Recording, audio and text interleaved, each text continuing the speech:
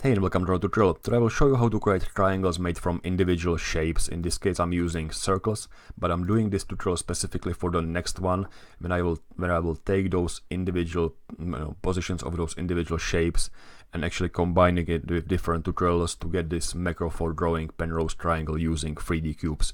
So let's not skip ahead and we'll just start with the triangles made from individual pieces. So I will open the new document, and in the developer ribbon I will open macros and create new macro which I will call triangle points maybe.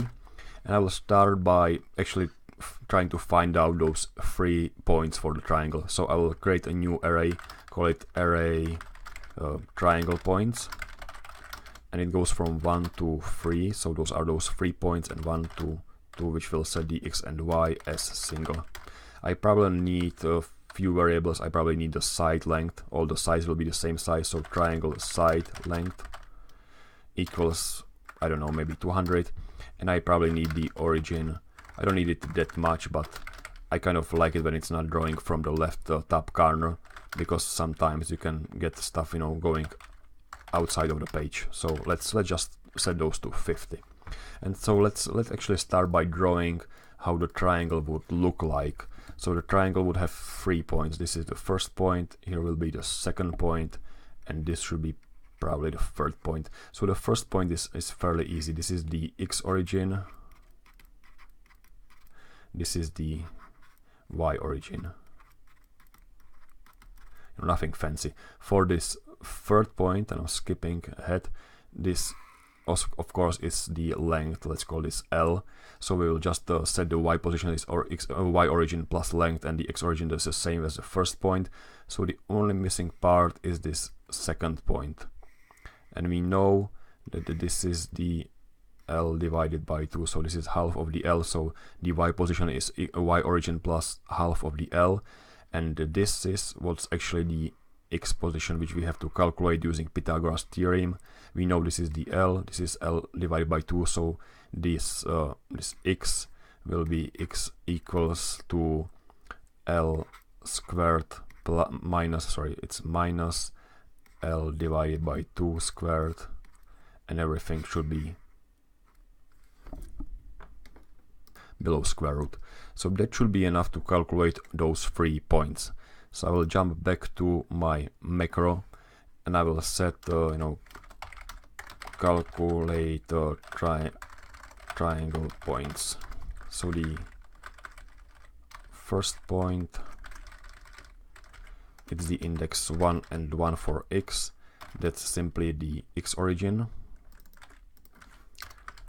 And the y, which is the second index of being 2, is the y origin.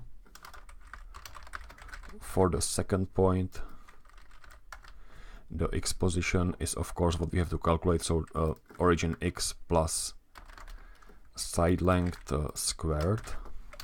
Hope I'll find this symbol on my keyboard.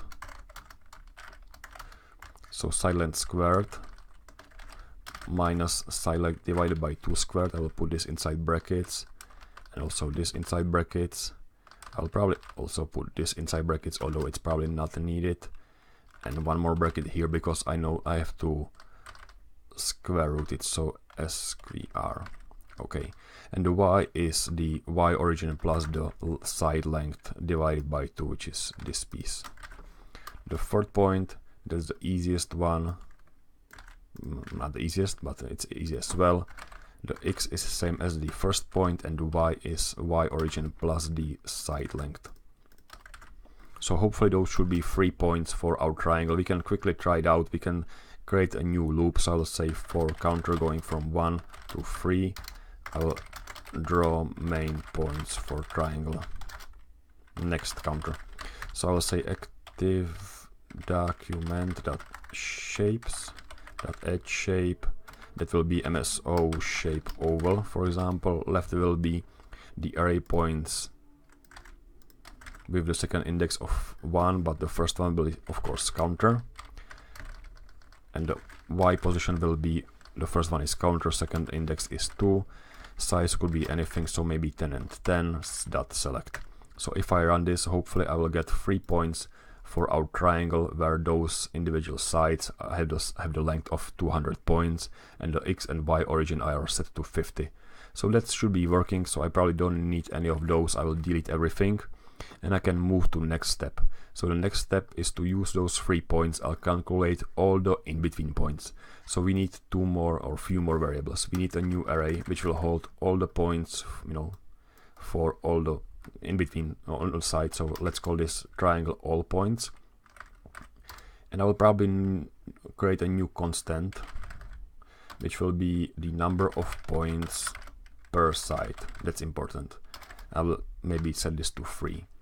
Why I'm defining this per side and not per triangle? Because if I define it per triangle and set it to a number like, I don't know, by 8, it will be pretty hard, you know, to just divide it by 3. So I'll instead use it as a per side and then multiply it by 3. That way I'm sure that there will be always an integer number. So that's the number of points per side. I will use this constant as the size of the second array. So this will hold all the points around the triangle. And I think that that's fine. So I will comment this out. I don't need it. And I need the second part when I will calculate all the points. Okay, so calculate all the points. I need, of course, the loop. So for counter, going from 1 to number of points per side, next counter. So this will be the first side. And what I will do is I will interpolate between 2 points. So maybe what I can do, I can still show this part and just run this. Okay, so what I want to do is I want to interpolate between the first point, which is this one. This is the first point, and the second point, which is this one. So I want to get all those in between points. And I will do this using the linear interpolation. If you're not quite sure what I'm doing, please check my other tutorial when I describe this in detail. So I will write the code right now. I will just use this all points array in here. And the first one is, of course, counter. The second one is 1 for x. So I'm interpolating between the first point and the second point. So I will take the first point and I will add the second point minus the first point. So that's the difference between those 2 points. And I will multiply this second part by the parameter t, which goes between 0 and 1. So I can probably set this t parameter which goes between 0 and 1. I will use counter for this. So if I use counter divided by number of points per side, that will give me a number between 0 and 1. And I will just multiply this one. I will copy this one more time and just change this to number 2 everywhere else. This should be for the y position. So the first line is for x, the second one is for y position.